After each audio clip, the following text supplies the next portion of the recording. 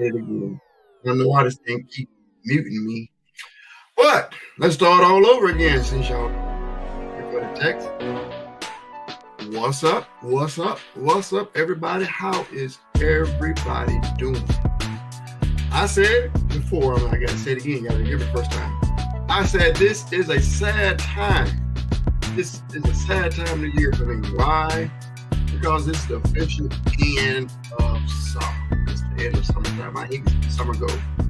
I like the daylight saving time. I like the long days. I've been working a lot. Really haven't been able to get out a whole lot.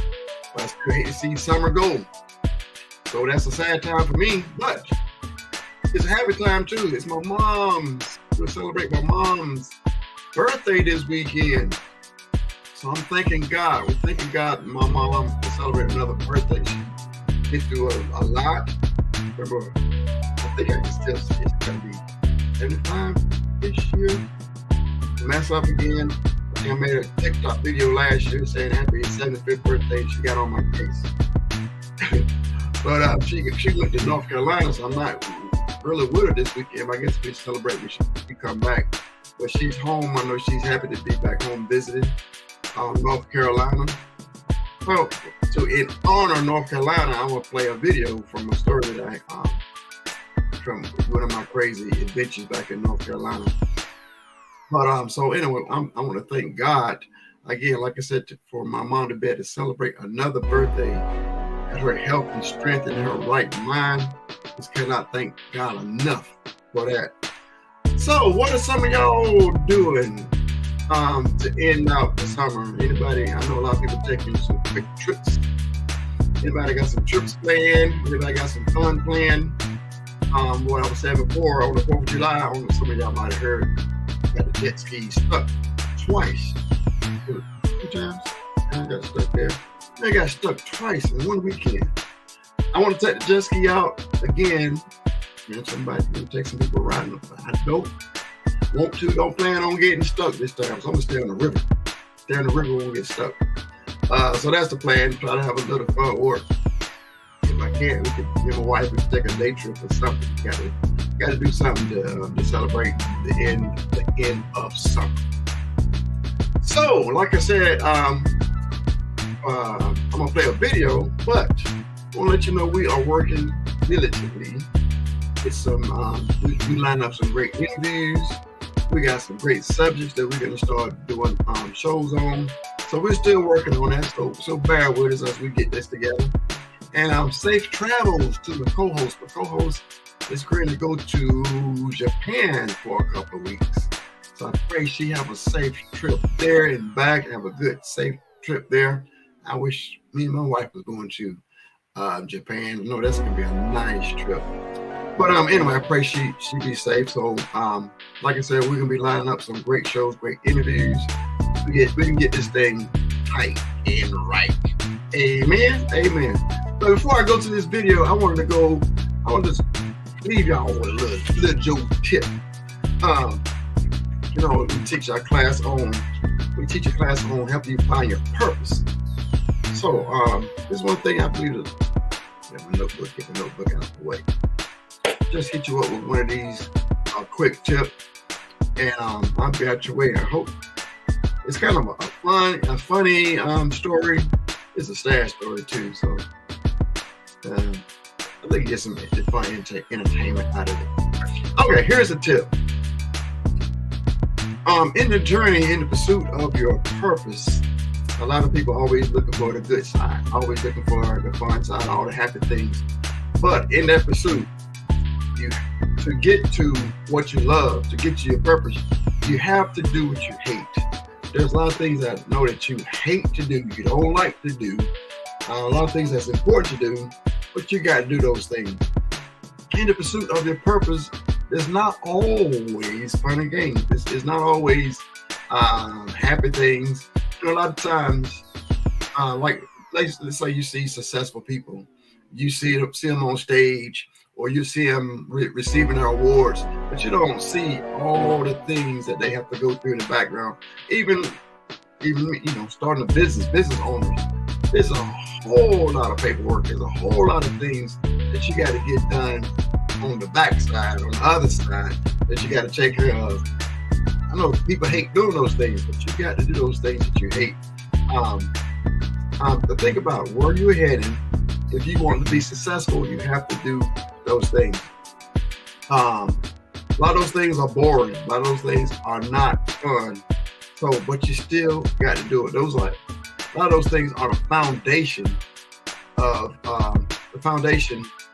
of what you're trying to build. Sorry, take this thing again.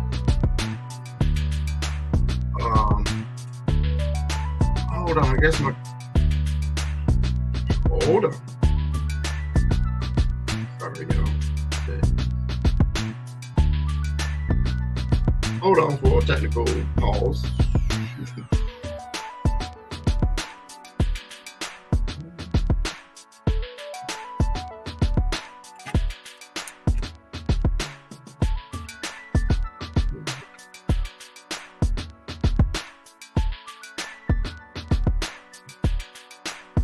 Sorry, y'all. Sorry. Hope you're enjoying. That music is actually a song that I was working on. It's called. Oh, that's my Duval song. The Goings On in Duval. Okay, I just invited Dr. Kathy and my wifey. Oh, I got comments over there. Oh, I'm sorry. Dr. Kathy, I just sent you a link. I thought you was busy.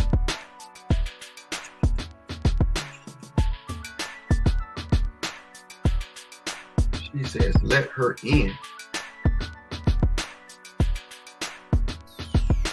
Did you get the link?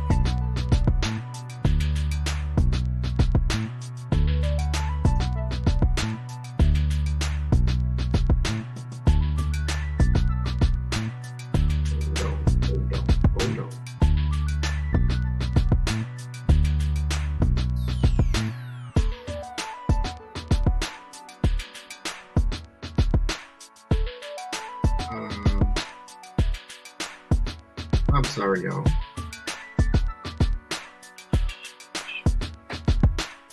All right, in the repost, what are y'all planning on doing to celebrate the end of summer? What are you doing to celebrate Labor Day? I don't know if she got the link yet or not. Let me send the link again. If anybody want to join us on the call, I can send you a link also. Let me see it one more time.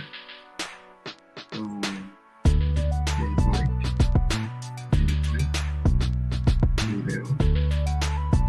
Get the link.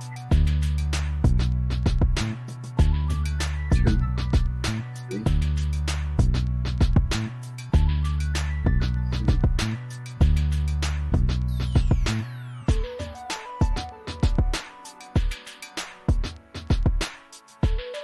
Okay.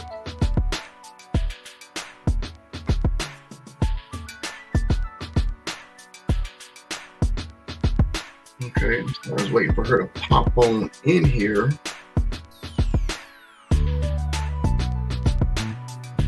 The song is called The Goings On in Duval. It says, okay, add to stream.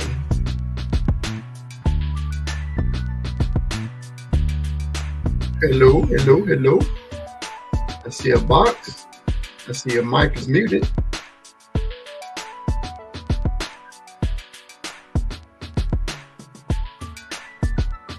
Hello, hello. Hello, can you hear me? I hear you. I'm trying to get my camera on. The camera's not coming on.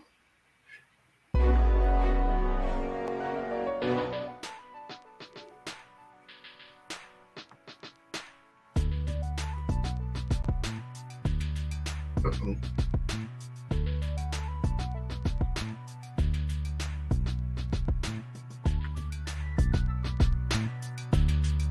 Your phone don't want to do right.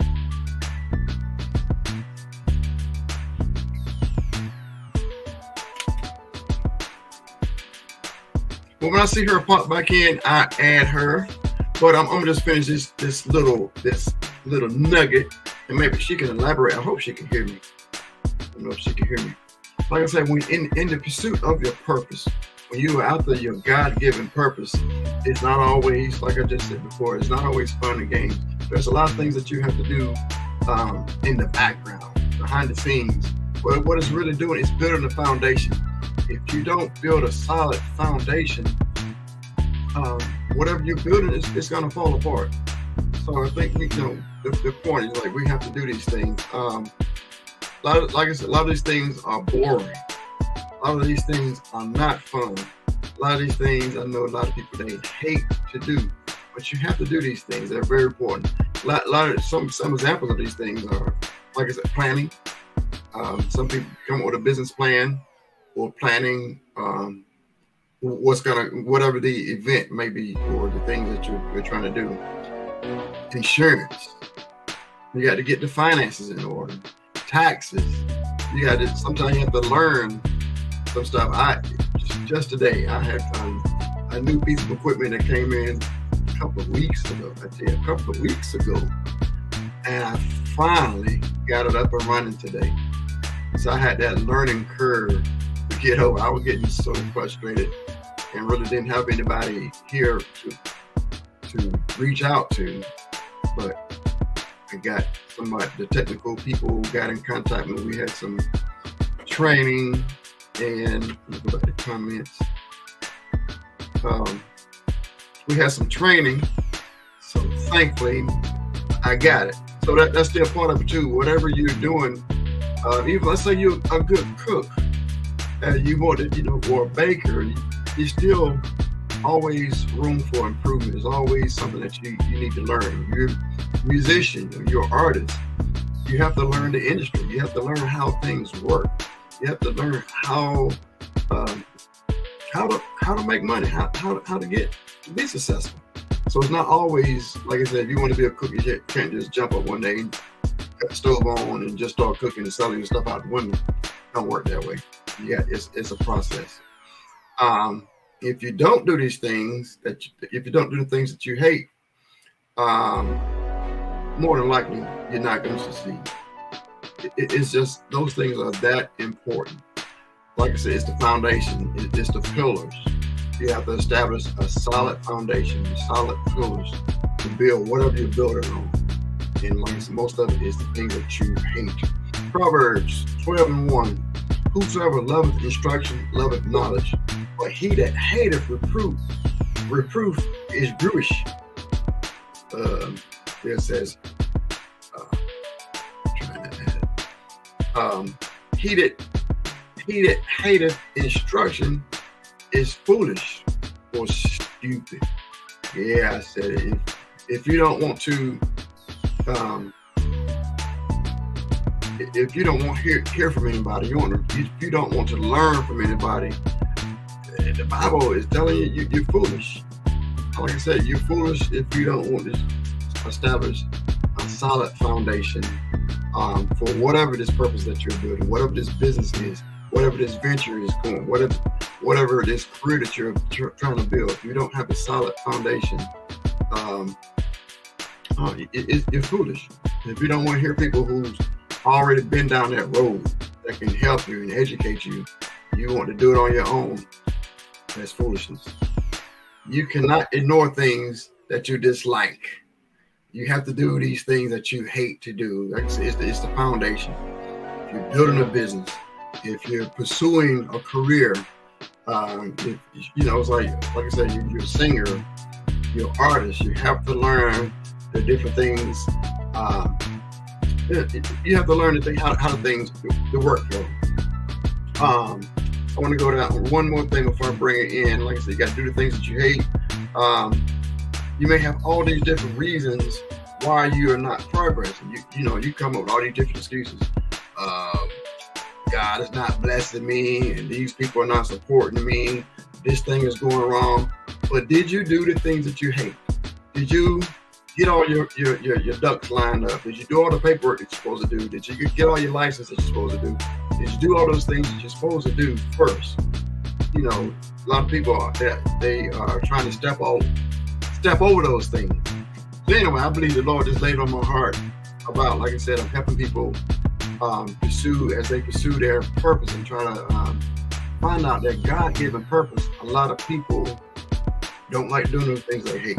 So I believe, I don't like to say God told me, but I felt this on my heart as heard to do what you love, but to reach the purpose that you love, you have to do those things that you hate. They are the foundation.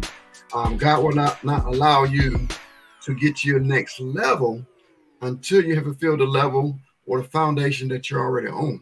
Oh, a lot of people are like, how come I'm not going to the next level? Because you haven't did everything you're supposed to do at that certain level. All right, and one verse I got, Matthew 7:24-27.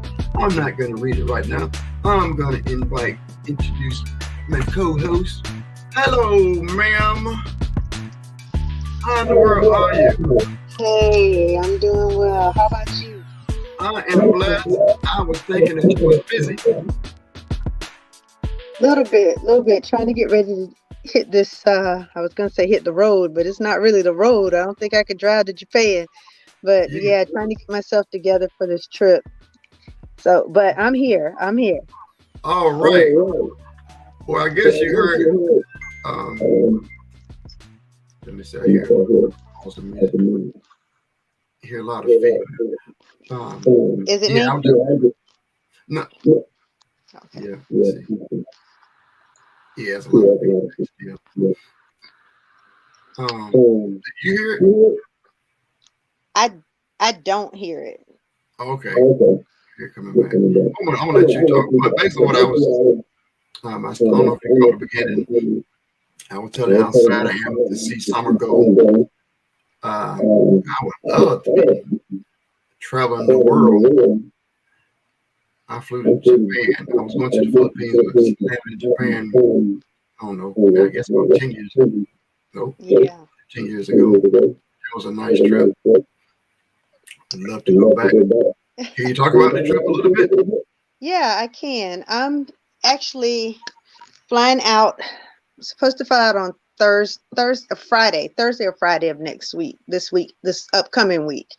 And I'll be there for about 2.5 weeks. And I'm going to really evaluate some schools. I'm going through schools and looking at their learning structures, going in and out of the classrooms and checking just kind of how the Japanese academic and educational systems are set up, and then what we can do to help them and what we can bring back to help us improve in our areas of education, in the area of education and really social things as well. We're looking at social structures. We're looking at a lot around how people interact with each other, how they relational kinds of things that are happening, respect, and some of the cultural things that we can look at how they're being shared with families and shared with the community, so that there's like a common understanding of what's accepted. So, and that's something that we have had for a long time, but it seems that part of our existence seems to be lost, not just in schools, but in our community. So we are going to take a look, spend some time going through some schools and going through, enjoying the sights, enjoying some other things, and just having a good time. So yeah, that's pretty much what it is. Work. Yeah, I know it's gonna be some fun in there. That's a work trip. But how I'm trying to wrap my brain around it, because our school system is like night and day. Just a little bit that I know, what I see online. Completely. They have to wear uniform. So one video, they don't be the janitors because the students are taught to clean the school themselves. I forgot. It's looks like a whole lot of strict discipline. I even heard where they don't have substitute teachers. I could be wrong. Correct me if I'm wrong. They said they don't have substitute teachers, but the students are still required to come to class even without the teacher. So any of those things true? Yeah, some of them are, and I can't wait to get back, because I'll be able to share a lot more about what's fact and what's fiction once I have some time. Once I'm there, and for those 2.5 weeks, I do know that uh I'll be in 3 different places. I know I'm going to Okinawa, I'm going in Yashita, and um one other place. Can't even remember, but I'll be going to 3 different areas across Japan and having an opportunity, even though one of those is a separate island that's a part of Japan, sort of, kind of, but we'll be moving through all of those areas over that 2.5 week period. So once I come back, I'll have a lot more information about what's right, what's myth and what is actually true. But what I will tell you is that the structures are definitely more in place. Last time when I went to China and spent about 13 days in China, that spending that time there and having the opportunity to do the same, to go through schools and to look at how their structures are set up, there's a lot to be gleaned from that. People often are like, oh, China is communist. Well, yeah, but I don't think that has as much to do with the system that they work in as people would like for it to be. I think there's just very high expectations. Even though we visited classrooms where there were no teachers, the teachers would come in and give information and then leave for the kids to do the work, and can't come back to check and come back to help them, but really just was more of a facilitator of thinking and learning as opposed to sitting there and just giving information. So Wow. we'll see. Yeah, that was a great experience too. This one is going to be, I think, even I had a chance to go to Guyana, and it was amazing to see just to be escorted with men with rifles escorting us from the hotel to the school, and everywhere we go having armed escorts. That was an interesting experience when I was there, and for the same reasons, going through schools and evaluating schools and doing that. That was crazy because literally we had dignitaries and those things. Those kids attended the schools that we were visiting, and literally you had to be escorted in, and there were armed people that were walking us back and forth because at that time they were still kidnapping folks and holding you hostage and holding you ransom for the US to make some moves on certain things. So we were definitely well taken care of, but definitely well protected with all of the all of the what I consider to be the snipers walking around on the roof and making sure everyone is safe. So yeah, that was an interesting experience. I don't expect that to be the same going into Japan because of some other structures that they have in place for us. But we'll see. I'll let you know when I get back what it looks like and share some pictures and some other things that we saw that we'll see while we're there.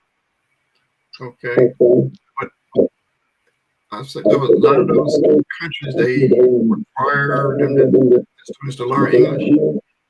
Yes, as a matter of fact, I will tell you, most of the countries that I've visited require their children to learn, or as part of their academic structures, most of them is for them to learn their native language as well as English. That's considered basic skills. Everybody needs to have a basic understanding of that, particularly in the school system. And that's something that we say, oh, you got to have 2 years of Spanish or 2 years of a foreign language, any kind of foreign language, before you can go to college. But it's not a requirement, and that's not required generally until you get to high school. So when you start to think about this indoctrination that happens in other countries, it starts in when children are learning to speak, they're learning both languages. And that's an opportunity that we miss here in this country because we, like it or not, this is not a melting pot by any means. This is a very huge tossed salad where all kinds of things come in, and they all bring their own unique flavor, their own unique colors, their own unique set of circumstances and languages. And that makes a huge difference in what we really focus on and what we really should be focusing on. Because like it or not, English isn't the only language. And we go places, people expect us to be able to do the exact same thing that we expect with our high and mighty, very entitled U.S. American citizen selves. I know. I'm trying not to talk about the feedback. I know, yeah, Americans, I feel like Americans travel a lot and expect everywhere you go, everybody speak English. Right. That's not the case. But I have noticed where a lot of the countries they do try to get their students to learn some English. It seems like Absolutely. here in America, Absolutely. no, you need to learn English, and that's it. Right. And what we don't realize with our smart selves, so incredibly intelligent United States of America citizens, we what we don't realize is that the other languages are really taking right now with the number of languages that are spoken in the US. What we miss is that most of the languages spoken here is not English anymore. And as we continue to integrate and continue to get more people matriculating to this area, to the US from other countries, it won't be long before we're already starting to see signs of no signs and other newsletters and things of that nature have to go out in multiple languages. It won't be long before we find ourselves having to learn something other than what we consider to be the right language, the common language, whatever it is that we want to call it. But yeah, it's going to be interesting coming very, very soon. I can't wait to see it. That's why I'm on Babbel now. Politics. I believe some politicians want to try to outlaw other languages and just have ban them and have English only. And how ignorant is that? That is incredibly ignorant. Here's why. Because again, if you think about the growing populations of people, the recreation, I mean, just the growing population of people that are not native English speakers, you would be amazed at the number of people that speak Bosnian, that have Mandarin dialects. People speak Chinese, people speak Mandarin or another dialect. So people are like, she's speaking Chinese. Not a thing. But anyway, that's a whole nother story.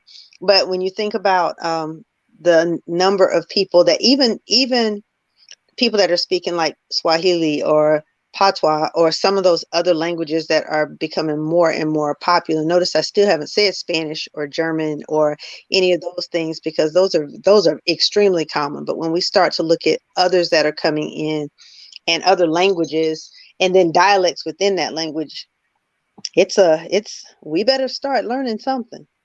Because what you never want to do is be able to have people have a full conversation around you and you have no idea what they're talking about.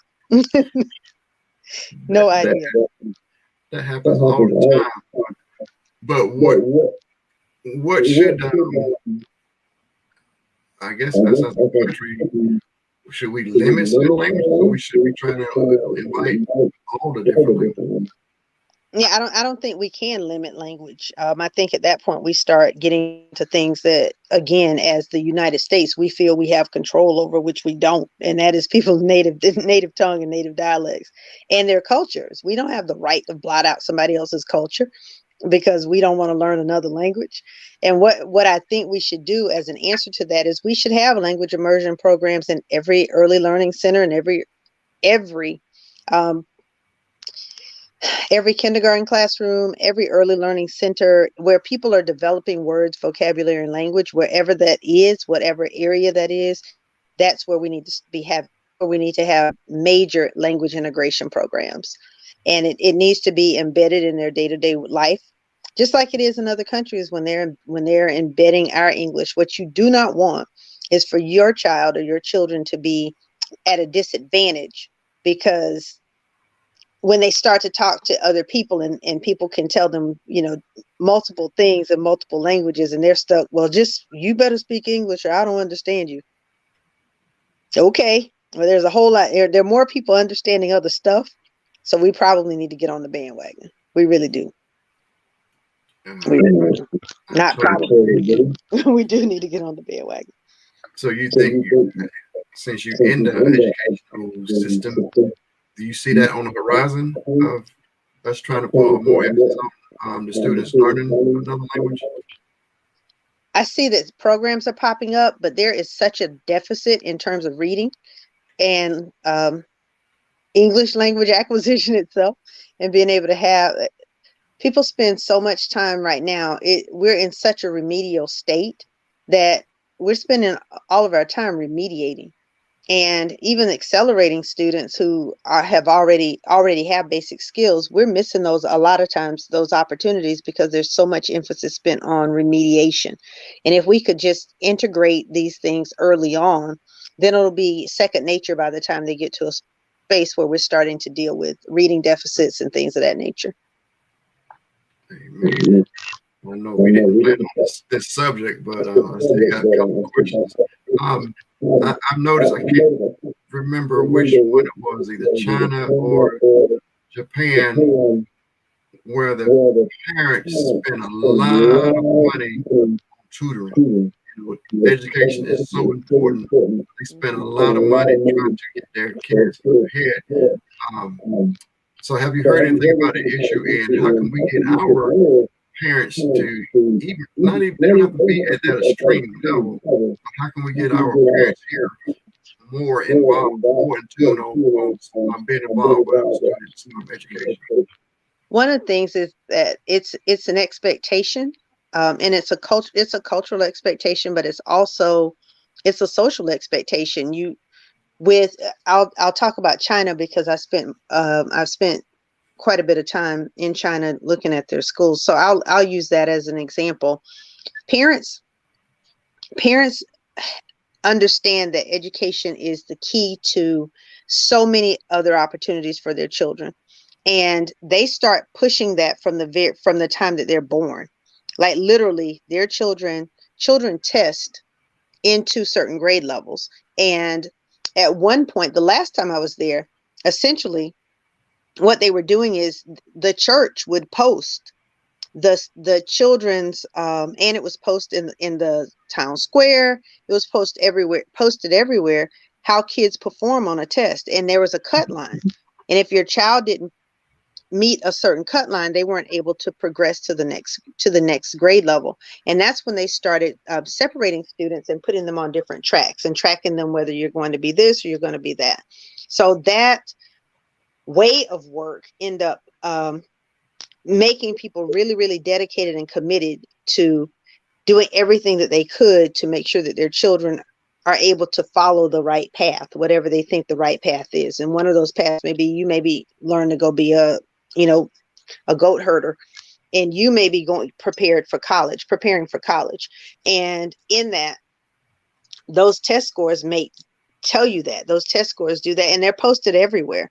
So one, it's an embarrassment to the family if you don't score well enough to be able to continue through regular school.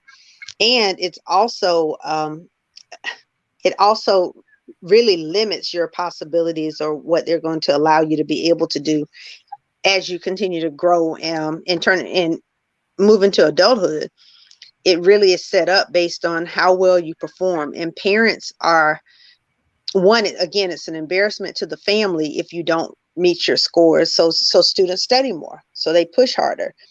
They do different things. They also, what I saw, and I won't say this, I hate painting anything with a broad brush, because of course there's always going to be exceptions. But we were in a village when we were in China the last time, and Stanley was actually with me when we were in the village, and they have girls and women who, if they have already been determined that they're not going to follow a certain path, they are sent off to the fields, and they go out in the fields, and they have to be out in there feeling within the dark with their hands to pick tea. And they pull the tea, they get the tea, the leaves have to be perfect. They do all of that. And then they go and dump all of this stuff into these pots for the men to work when the sun come up.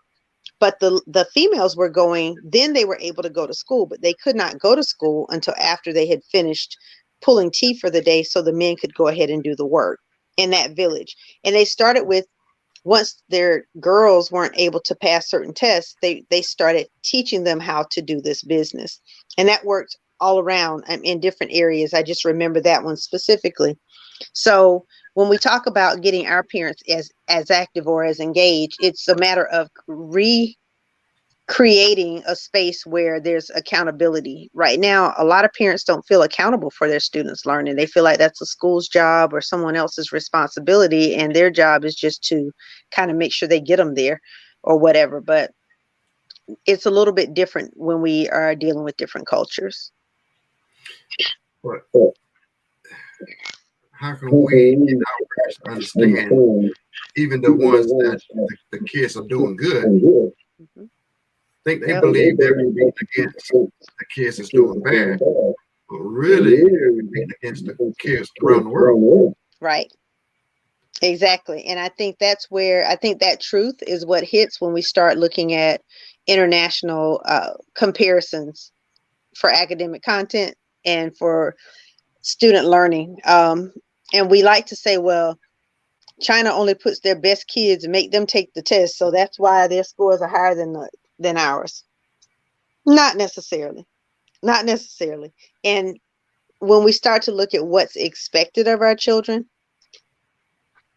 what happened is when we started to go with standardized testing, normalizing testing across our nation, it didn't go well, because what we found out was that Algebra 1 in Jacksonville, Florida may not be the same as Algebra 1 in Texas, which is definitely not the same as Algebra 1 in Hong Kong.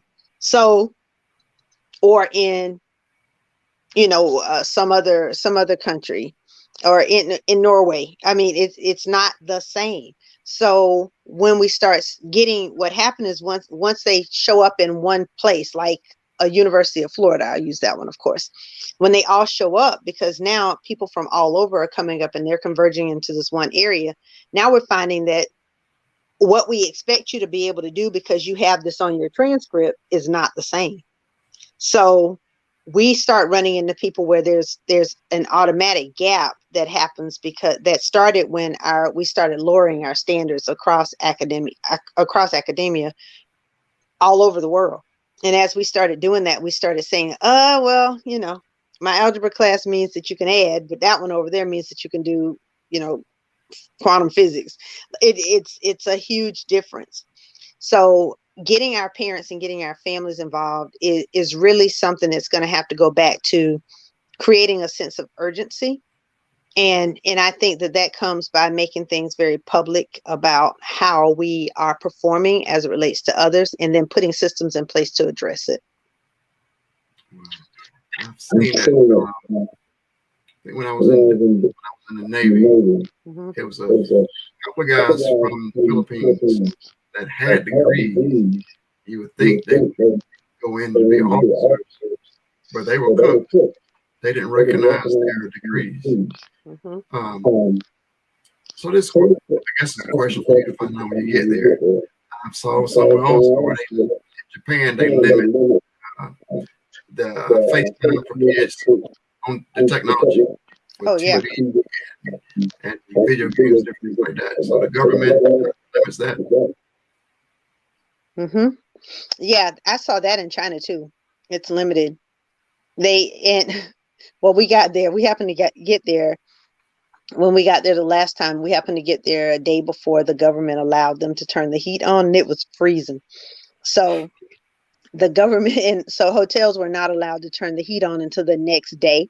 So we were literally in those rooms freezing cold, and they were trying to bring us space heaters because they were not allowed to turn on the big heat, the heat for the hotel until the following day.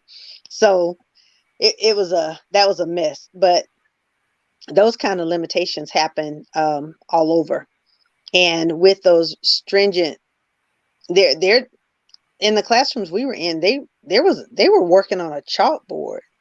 They had computers, but they used their computers more for research than just something to play on. So now I do know that there's a lot of gaming that goes on and all of that. I'm not saying that it doesn't happen. It just doesn't happen in school.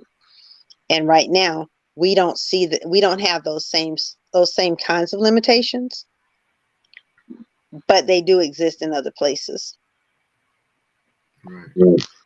My dad, he would love to go to school. He actually traveled to China a couple of times and taught But he showed me pictures of him teaching English over there, and he told me how cold it was and how he had to take cold showers. Yes. That goes to the fact that so many Americans, so many students, I believe, they don't they take what they have for granted. I believe everybody needs to travel the world and see how things are around the world. And they come back there, I believe they appreciate what they have even more. And then I like some of them, they just take for granted, hey, I'm supposed to have heat, I'm supposed to have everything, I'm supposed to have my iPad, I'm supposed to have everything, I'm supposed to have everybody else around the world got it too, so I want it too, but it's not the case. That is not the case. That is not the case. So when we start talking about what we're supposed to have, that is hilarious, because there are literally people walking around doing a whole lot more with a whole lot less than what we have. And I mean, even going into one of the organizations that I'm a part of, we have schools in Haiti, and even looking at the importance that is placed on education, and compared to how we handle education here, it really is something where people feel as though they're entitled to just have, any and everything. And then not even in a system where everybody's a winner. So you can't, you don't want to fail anybody. You don't want to hurt anybody's feelings. You don't want, just all of this stuff. And it's like, and we're sitting here getting dumber and dumber and dumber as a nation, while we're being tricked with all this stuff and all these feelings and things that we now have that, you don't want to learn today, so you just won't, because you'd rather just kind of sit here today. So we're going to let you do that. Those things are costing us. I think we went to an extreme when we started to look at the emotional side of education and the emotional side of our work, as in terms of community builders. And when we start looking at that emotional piece of that, I think we went way overboard to that's why we now have these systems where, everybody gets a trophy on the team, and everybody's a winner. We're all winners. And because we don't teach people how to maneuver through being second best or not getting it this time and having to work harder to be able to overcome whatever those obstacles were, we don't spend a whole lot of time on that. So people generally don't get it. We just continue to perpetuate this idea of, because I want it, I'm supposed to do it, and I don't really have to do anything for it. And then I can, and we're all just going to one day magically just be okay, because I'll pick it up later. I'll get it later on in life. And well, now you're 45 and you still can't, you still don't know how to make your own doctor's appointments. I mean, it's crazy.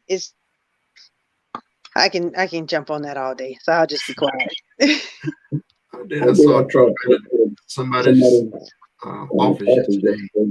It was a trophy said I participated. But I know what you're saying, but I believe it's putting our kids in a disadvantage. Again, it goes back to you're not just competing against people in your class or your Pee Wee League football team. You compete against around the world, world society, and the jobs, especially the technology. We're competing against people around the world that can do the same job. Absolutely. So when our government, when our school system to get on board and understand I can barely hear you. I don't know if you can hear me, but you're like going in and out a lot. Is it me? I was hearing myself a lot. Do you hear me all right? All right. So she said she can you hear me? I hear you. It just seems like it's a little bit of a like an echo or something that I wasn't hearing before. Oh. It's hard for me to talk. I'm gonna say something that echo to me. Yeah. Do you? Yeah. I don't know. I don't have anything else on. I did have to come on from my phone, which is why I'm kind of in this little box. But instead of my computer, I was trying to get on with my computer, and it kept taking me. It wouldn't let me say anything. So I went to my phone. But okay, it's all good. But this is still good. This is real good. Going left field. What's your opinion or take on the women in Afghanistan that can't go to school anymore? It's outlawed for women to go to school.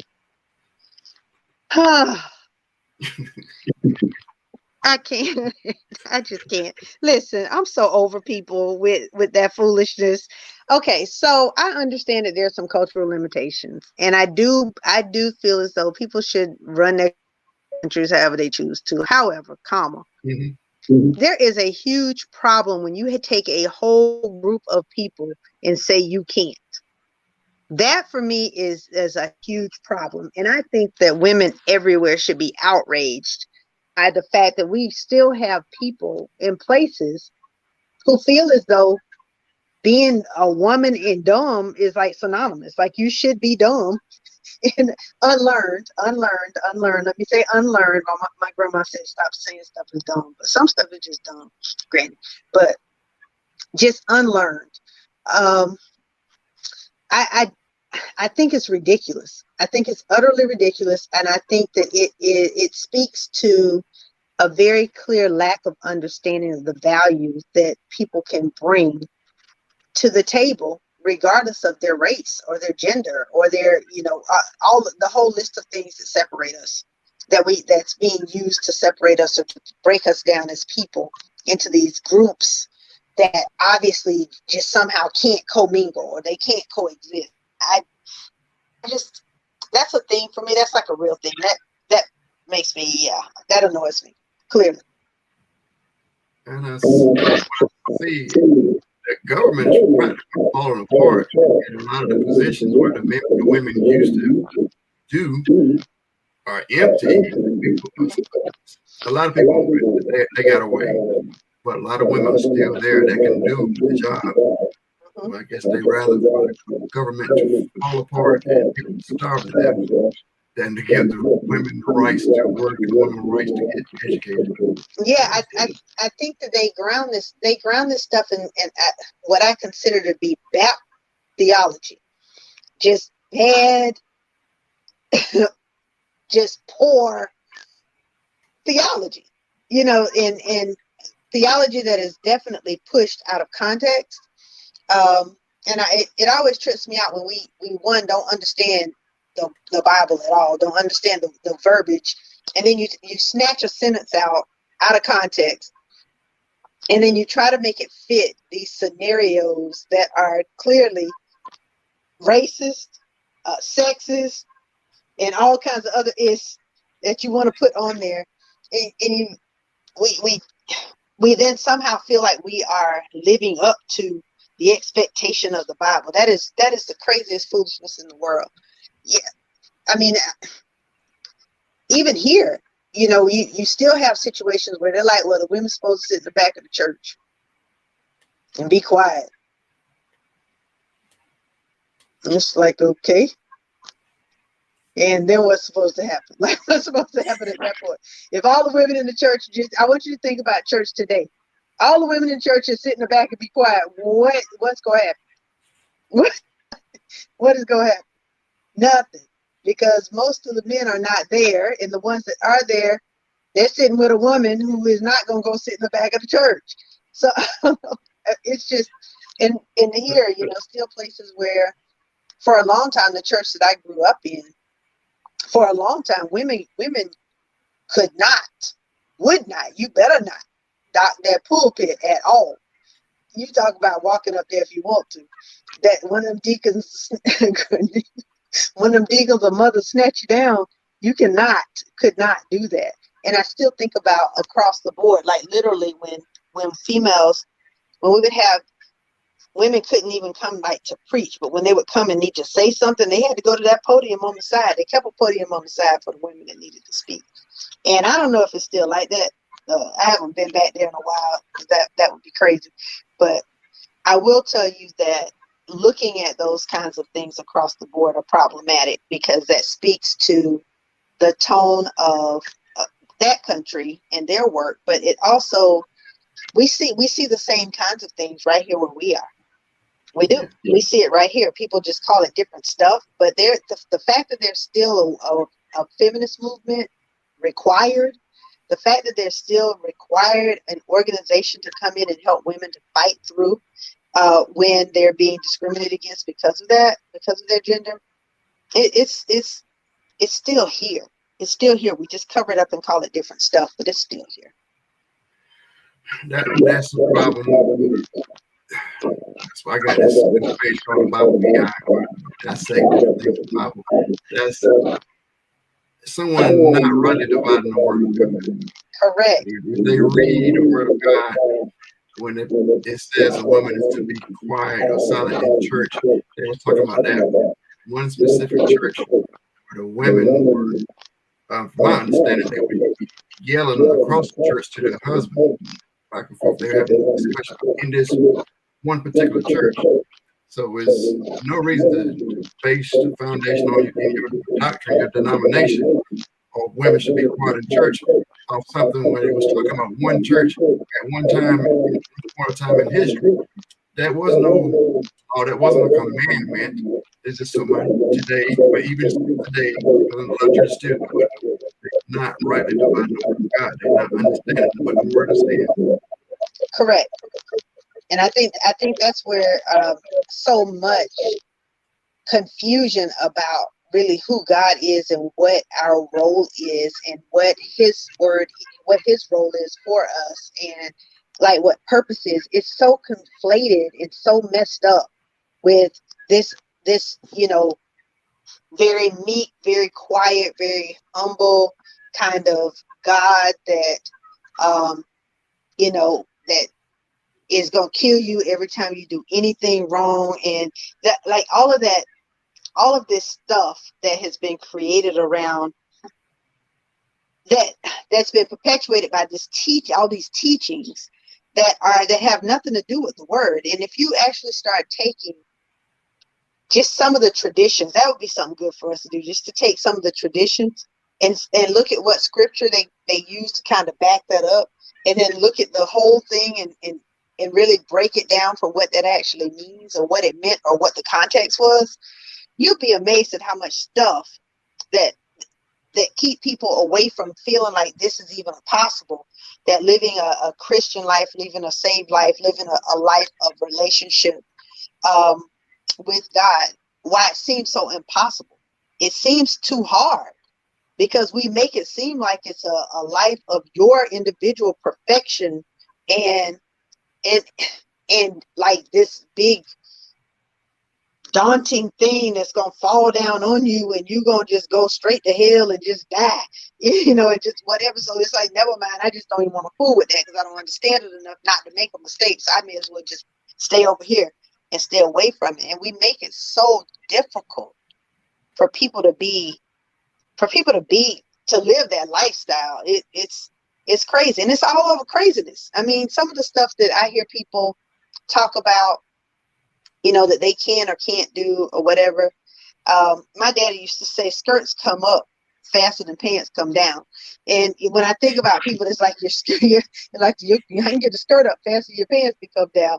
But his point to that was always, you think about having the long skirts and a knot this and a knot that, and what you look like if you don't, how you present if you don't have those things, and making that about it as opposed to making all these ritualistic things more important than the relationship. And I think the rituals over relationship is what makes it hard to feel like they can actually do it. Like it's something that can be done by anybody. So I don't know. I don't even know what I was talking about. I just went on a rant. There's a bunch of stuff. I agree with you. But yeah, we've been rolling here for a while, so I think I'm gonna let you go get ready for your trip. If we could, Sharice and I will be getting in your suitcase going with you. Hey, feel free. Actually, I think Renita is planning to meet me there as a part of the trip. So, she'll be there for part of my trip. Okay. Yeah, so that's a long flight. Yeah, it is. It is. It is. But I'm ready. I'm ready. I got the right class seat, so I'm good. As long as I couldn't be in the spirit. I couldn't be on spirit. Oh my goodness. I couldn't be on spirit all the way. But now I got some pretty decent flights, some pretty good seats. I should be good to go. Okay. If not, I'll be recording it and letting you know. Yeah, pray God's protection with you as you travel. Thank you. Thank you so much. And when I get back, I'll have some things to share with you. So I'll make sure I take lots of pictures and capture some things while I'm there so that I can make sure I share. Amen. I appreciate it. All right, like I said earlier, we're gonna be getting some more interviews lined up. A lot of hot topics. Yes. You see how we were doing today. Yes. Today, from my mind, get to mind. It's a lot of stuff to put on. Yes. But I hear your feedback, and I know that's driving you crazy. So yeah, I'll catch you next time. Okay, be blessed, safe travels, God be with you, take God with you, bring God back. Don't you worry, every step of the way. All right. All right, good night. Good night. All right, everybody. That's our show. You see, we go all over the place. I said I was gonna play a video, but I'll save it for next time. And happy birthday, Mom. Again, I pray Dr. Kathy have a safe trip. May God be with her, God's protection over her. All right. I'm not sure I'm gonna be here next week. I'll be back following week. So I pray everybody be safe. Enjoy your Labor Day weekend. Remember to put God first. Be blessed.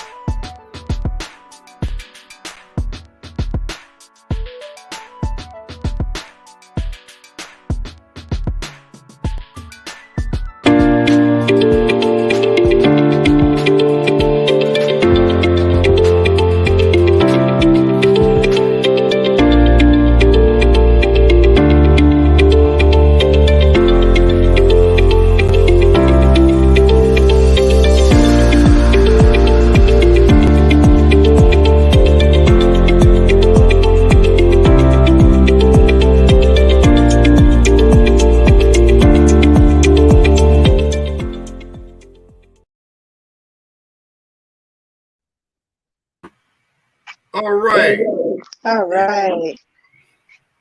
Whew. That's a good subject. You plan on talking about? Yeah, it's fine. We can pretty much flow with anything. So, and you know how to get me started. Start talking about some racist stuff or some sexist stuff or something with somebody jacking up the Bible. Talk about one of those. I'll get started on any of those. Yeah. And I'm a nerd who knows a little something about everything. Yep. Same. I'm definitely a nerd. So I was gonna say too. Have you read Darius Daniels' book, Relational Intelligence? No. You said relationship. Relational Intelligence by Darius Daniels. Darius Daniels. Mm-hmm. I just did a workshop on using his book as the guide for with a sorority group and talking about relational intelligence. And he does a really good job of talking about that.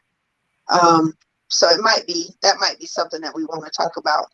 Take a look at the book. I have not seen it on PDF, or I would send it to you. I have it on Audible. So I didn't even get the hard copy. I got the Audible, but okay, I got like 15, 20 credits on the audio books. Oh yeah, go get it then. Get Darius Daniels' Relational Intelligence. Yeah, Relational Intelligence. Okay. And then let me know what you think about it. If you get a chance to listen to it, let me know what you think about it. All right. And then we can talk about that at some point if you feel like you want to get into that. Sounds good. All right. Well, let me know what you want to do. And I'll grab some stuff while I'm in Japan too, so you can share. That'll work. All right. All right. Sheree, tell Sharice I said hello. And I'm going to try to get back to kind of packing. This one lady said the last time that she went, she took one carry-on and her backpack, and she was there for 3 weeks. I'm trying to figure out how she managed that. So I understand they did say that, that they didn't take a lot of clothes because we're in so many different places. They just like took a few outfits for each place and then would like repeat. Repeat. I don't know about repeating like 2 or 3 times. So I think they're repeat once maybe with some black pants, but I don't know about repeating with like clothes 2 or 3 times, and that ain't me. Well, they sell those disposable clothes over here in Japan. Yeah. Well, they places saying that people they have some cheap clothes because a lot of people don't want to wear the same clothes over again. Right. Yeah, there's and right now Japan is not letting anyone in the country. They're so we had to get military clearance to be able to get in. Fortunately, I was able to, I was able to use my military stuff to not have to jump through as many hoops as some of those other folks, but they're not letting anyone in right now, even though they've lifted the day that I get there is the day that they lift the COVID pre-testing ban. So they do it. That's up on the, and I get these. I won't have to have the full test. I'm going to anyway do it anyway on Wednesdays. I have my results back in time. So just so I have it, they're lifting the ban as of September 7th. Okay. China's locking down cities again. Yeah, that's a rough place to be caught behind the COVID wall. Right. And can you just imagine that you're there and then you get locked into that? And we're also, someone posted in our group, the group of us that's going, that there's a tsunami, big tsunami predicted and all kinds of other stuff. I was like, come on, man.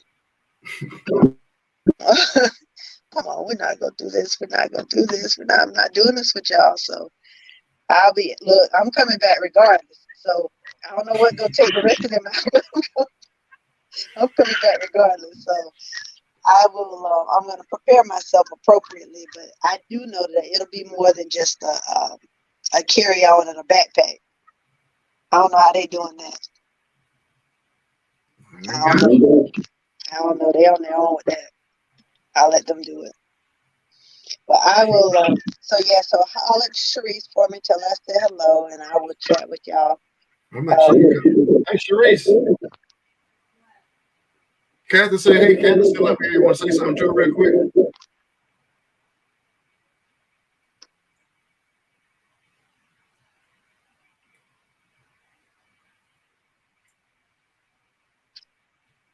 She busy. She doing something. Hey, Sharice, how are you? I am great.